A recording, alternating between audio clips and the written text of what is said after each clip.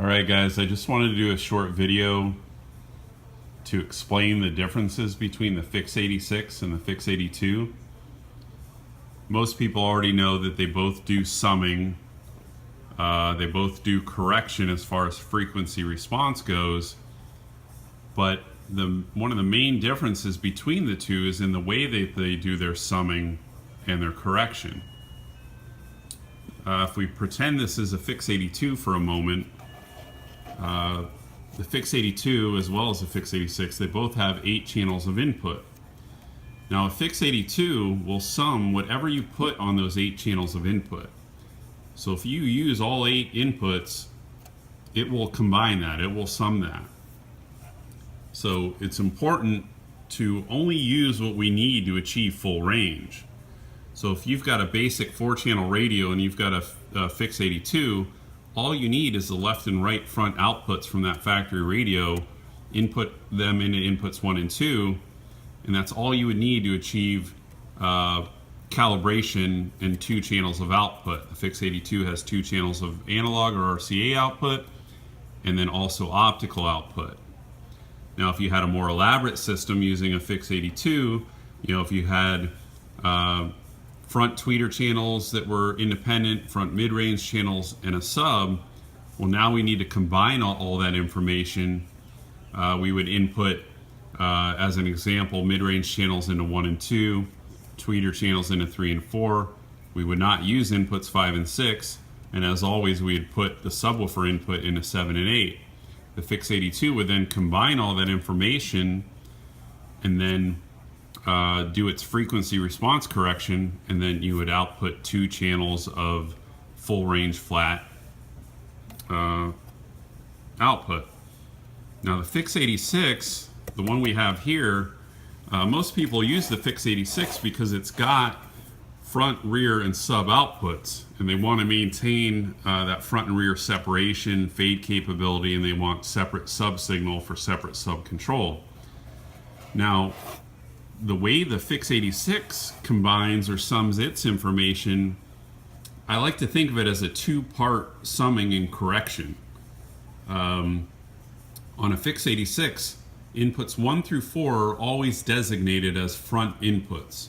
So you're always inputting factory front signal into inputs 1 through 4.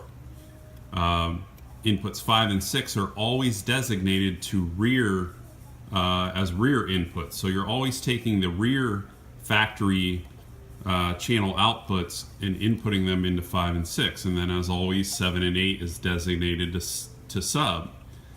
So the way it works is, if you put front signal on inputs 1 through 4, and then sub signal on 7 and 8, and then rear on 5 and 6, it's going to do summing part 1, which is inputs 1 through 4, with 7 and 8, and that's what provides that full range front output.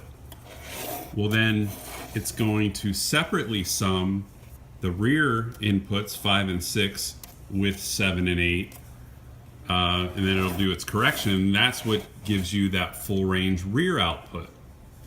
Well, then it'll go a step further and it will sum fronts and rears as well as sub together to ensure that you have a non-fading sub output. So, if you've got a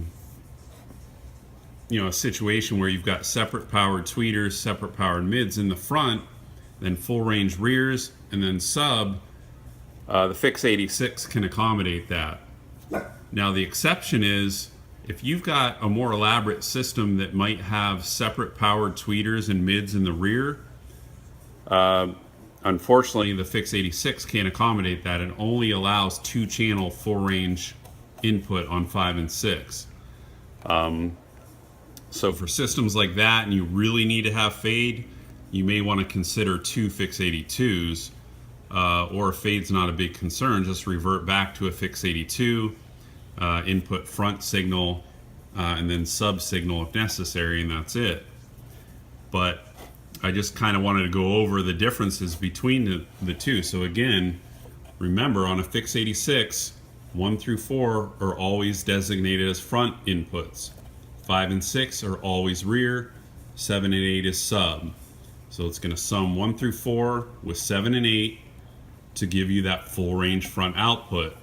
And then it's going to separately sum 5 and 6, which is rear, with 7 and 8 to provide that full range rear output. I hope this clears up a little bit of confusion about the two units.